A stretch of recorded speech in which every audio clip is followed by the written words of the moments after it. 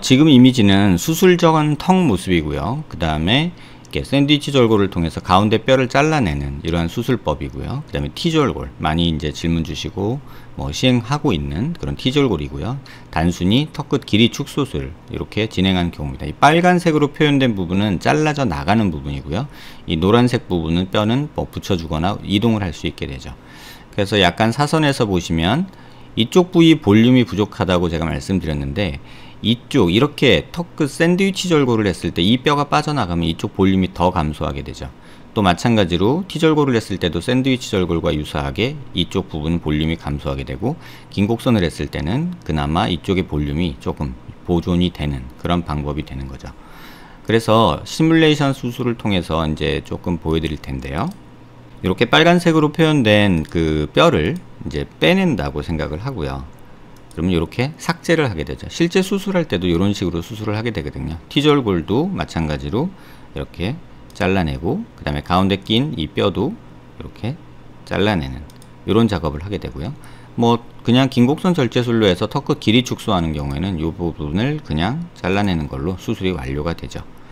그렇게 했을 때 이제 정면 모습에서 보시면 이 뼈는 가운데 뼈가 빠져나갔기 때문에 이렇게 움직여서 위쪽으로 붙여주는 작업을 하게 되죠. 그럼 이렇게 붙여줬을 때 어떤 모습이 되는지 한번 보시죠. 이 옆에 보시면, 이렇게 옆에 보시면 2차 각이 생겨서 이쪽에는 함몰이 생기고 이쪽엔 튀어나오게 되죠. 이게 이제 겉으로 만져지는데요. 길이 축소를 많이 한 경우에, 또 이 환자 같은 경우 비대칭이 있기 때문에 이렇게 봤을 때 이쪽이 더 부족한 게 더 과장되죠. 그런 상태인데도 2차 각을 없애겠다고 또 이걸 줄이게 되면 이쪽이 더 꺼져 보이는 그런 문제가 생기게 되는 거죠. 마찬가지로 반대쪽도 2차 각을 제거하기 위해서는 여기를 없애줘야 되는 그런 문제가 있죠. 다만 이렇게 한 가지 장점은, 이렇게 절편이 만들어지면 이 부분을 전진을 할 수가 있다는 거죠. 이런 식으로 전진을 하거나 이렇게 만들어 줄 수 있다는 거죠. 이렇게 전진을 해서 앞서 말씀드린 대로 한 7, 8mm 전진을 했다, 이런 식으로 되면 요 각도에서 또 2차 각이 생기게 됩니다. 그래서 요 각도 2차 각을 또 다듬어 주게 되는데, 이 각도 2차 각을 다듬기 위해서 또 여기를 또 자르고 여기를 또 자르는 거죠. 그렇게 됐을 때 여기 튀어나온 부분, 요 부분을 또 삭제를 해주면 앞서 설명드린 대로 이쪽 부분 볼륨이 더 줄어들어서 더 함몰되는 이런 또 단점이 발생을 하게 됩니다. 정답은 없고요. 각 방법이 가진 이제 장단점들이 존재하는 건데요. 이렇게 샌드위치 절골은 뼈를 삭제한다는 장점이 있고요. 대신 또 턱끝을 전진하거나 후진하거나 할 수 있다, 이런 장점이 있죠. 대신에 2차 각 정리를 통해서 이쪽 하악 체부 쪽에서 볼륨이 더 감소해서 조금 더 뾰족한 얼굴형이 만들어진다 라고 이렇게 설명드릴 수 있겠습니다. 많이들 시행하는 이제 T절골의 모습인데요. 이 모습을 위로 올리고, 이렇게 위로 올리고 또 가운데로 모아주는 수술이 이제 T절골 수술이죠. 다시 또 턱끝을 전쪽을 가운데로 모으고, 그 다음에 약간 위로 올려줘서 길이 축소와 함께 이렇게 턱끝이 좀 갸름하게 만들어지는 그런 모습을 만들게 되죠. 그런데 이렇게 만들었을 때는 앞서 설명드린 샌드위치 절골 때보다도 오히려 2차 각이 심해지죠. 왜냐면 더 가운데로 모였으니까 이 단차가 더 심해지는 거죠. 그래서 이걸 그대로 놔두면 이쪽에 함몰이 되고 이쪽에 뼈가 튀어나온 게 만져지게 되죠. 그래서 결국은 여기를 또 이렇게 삭제해 주게 되면 애시당초부터 여기가 볼륨이 부족했는데 오히려 더 없어지죠. 그러면 실제 얼굴에서는 역삼각형 얼굴이 되게 됩니다. 반대쪽도 마찬가지로 또 여기를 삭제해 주게 되면 또 이런 과정에서 T절골 후에 이쪽 부분에서 이 신경 나오는 신경관을 다치게 돼서 입술 감각 손실이라든지 이런 문제점을 많이 만들게 됩니다. 하지만 이 방법이 가진 장점은 턱의 비대칭, 턱 끝에 비대칭이 있을 때 이 좌우 절편을 마음대로 이렇게 좌우로 움직여서 중심 라인을 맞춰줄 수 있다는 장점이 있거든요. 이 방법도 조금 가능하지만 오히려 조금 삐뚤어진 턱끝 뼈를 가지고 움직이기 때문에 조금 제한적인 데 반해서 이쪽 방법은 조금 더 내가 중심 라인을 맞추기 위해서 움직이기가 좋다는 장점이 있습니다.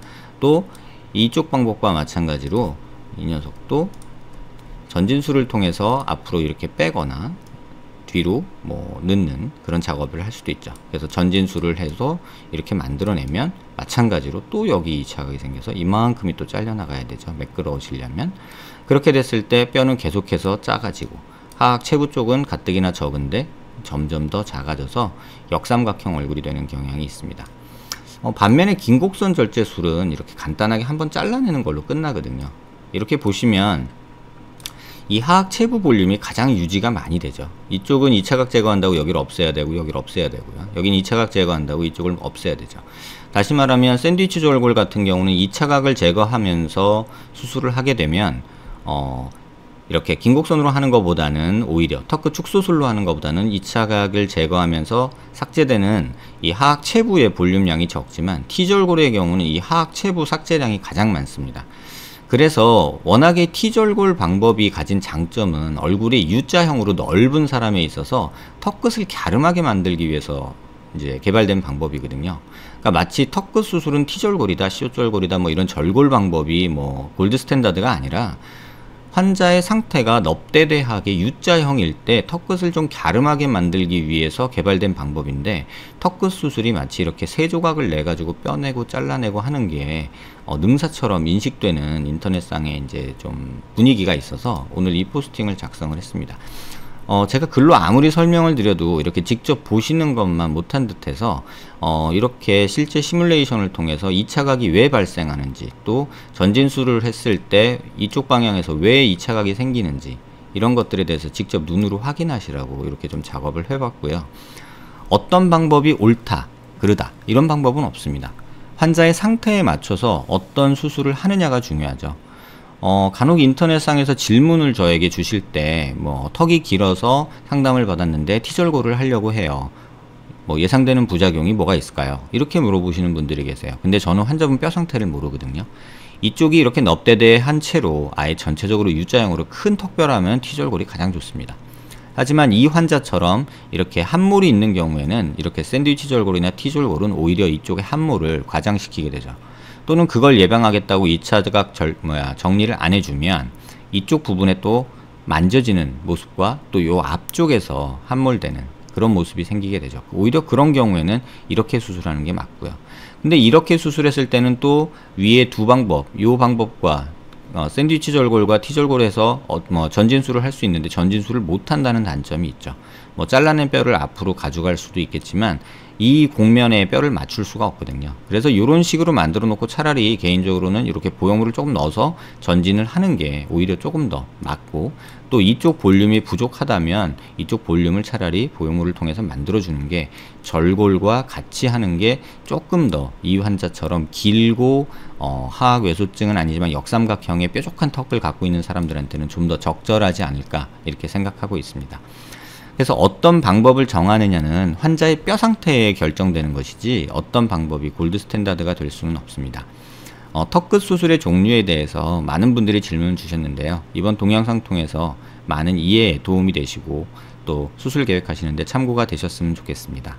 어떤 방법에 대해서 고민하시기보다는 내 뼈 상태가 어떤 상태인가에 대해서 조금 더 고민하는 시간이 되었길 바랍니다.